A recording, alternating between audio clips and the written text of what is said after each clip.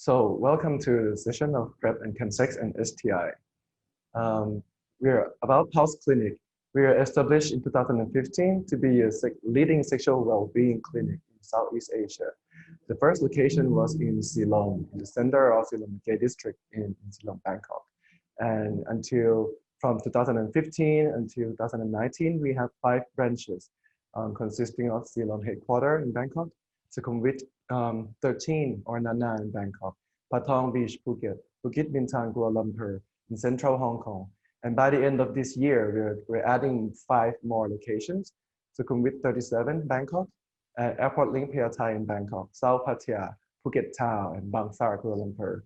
We provide one-stop services for all sexual health matters, from diagnosis, consultation, treatment, and prevention.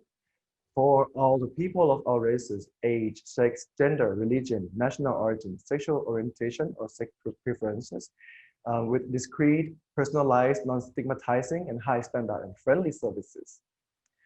From 2015 until 2020, in Thailand, together with in Malaysia and Hong Kong from October 2019 and November until August 2020, we have around 15,000 PrEP users. And when we look at the refill of PrEP user, in Hong Kong, it's 34%. In Malaysia, it's 85%. And in Thailand, it's 70%.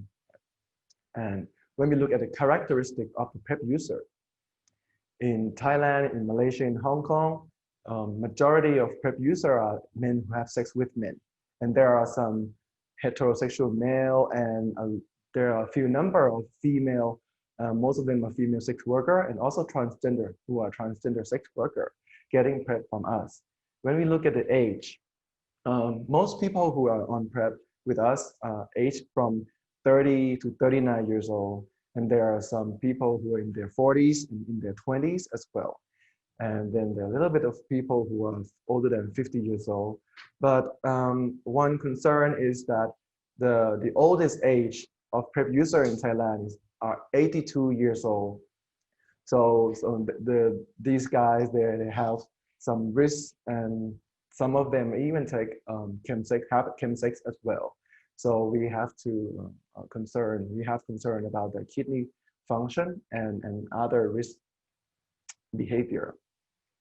And when we look into drug use among PrEP users in Asia, in 3 countries, in Thailand, 44% of the PrEP users report that they take drugs, and 25% in Malaysia, and 35% in Hong Kong. When we look into the type of, or the details of the drugs that they use, in Thailand, the most famous or most popular drugs used is crystal meth, methamphetamine, poppers, followed by ecstasy, cocaine, GHB, and ketamine. While in Malaysia, the number 1 is crystal meth as well, and ecstasy, poppers, GHB, and ketamine. While in Hong Kong, number 1 is also crystal meth, together with GHB and ecstasy, followed by poppers and cocaine. And there's no report of the use of ketamine in Hong Kong. STI detection among MSM PrEP users, and this is the detection by laboratory testing only.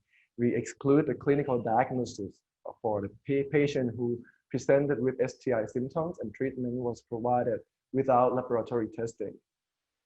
And when we look at the number from April 2019 until August 2020, a lot of people have syphilis, and other common STIs are chlamydia, gonorrhea, mycoplasma, and ureaplasma.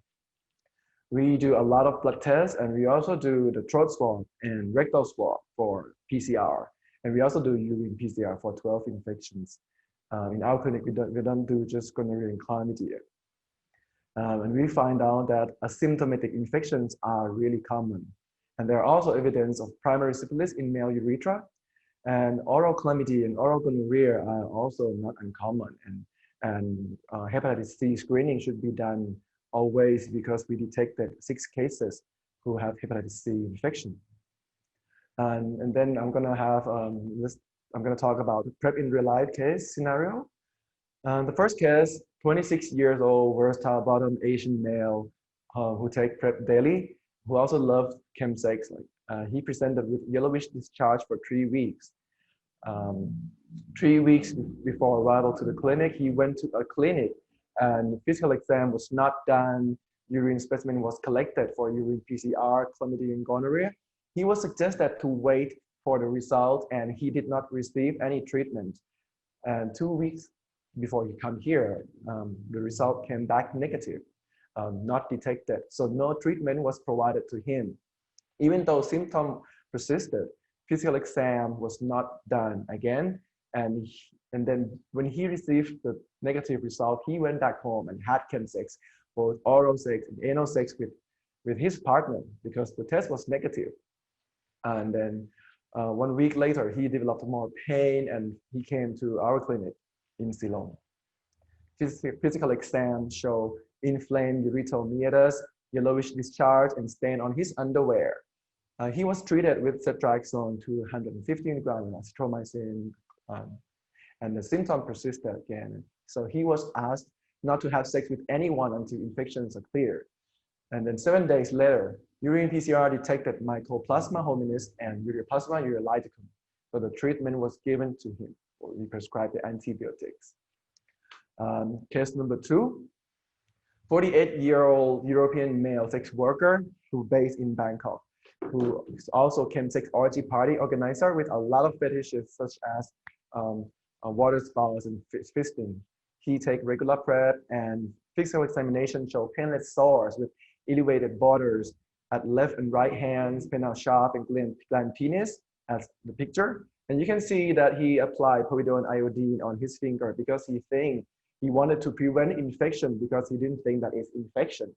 But however, I made diagnosis of primary syphilis, and the swab, on the lesion swab, detected Treponema pallidum. So we have to keep in mind that even though you use condom, the condom may not prevent you from STIs because the STIs are on the hands and fingers, and it can be transmitted through direct contact. So, and then it comes a lot of concerns about PrEP in real life. From the provider's point of view, a lot of providers ignore to perform physical examination, refuse to treat the patients who presented with urethritis. And also sometimes they refuse to provide oral swab and anal swab for MSM patients because they think that they don't accept it. And some providers do believe that condom prevents everything, and yeah, the rest you can read on it. And one thing is that many hospitals and clinics do not follow up syphilis patient with VDL titer. And that's why we have the rise of syphilis and other NGU is due to ignorance and the lack of testing and treatment. And that's the failure of providing healthcare to our patients. Take-home messages. PrEP does not cause STIs, but it leads to increased number of testing. So we detect more infections. And HIV and STI doesn't kill, the stigma and ignorance can kill. Knowledge of medical doctors should be updated constantly. So every one of us should join the conferences like APAC. And we have to accept that sex is normal, sexual health is normal too. And it's also normal that older population, older than 50, 60 years old, many of them are still having sex. So PrEP can be a choice for them to use as prevention. And we have to concern about the other risks. We have to provide proper risk assessment, kidney function, and drug use. And also there are so many ways of having sex. We can have sex using every part of our body as much as we feel like. We need to talk to our patients openly and evaluate their risks properly in order to be able to provide the best care to our patients. And we also have to accept that a lot of people are not using condoms with or without chemsex. We have to raise awareness for people to take proper care of sexual health and get everyone tested. And I would like to thank you to my family, Pulse staff, Maastricht University and Mahidol University for positive collaboration, and government pharmaceutical organization for supporting, and the Foundation for Life and AIDS Concern Hong Kong. Thank you very much.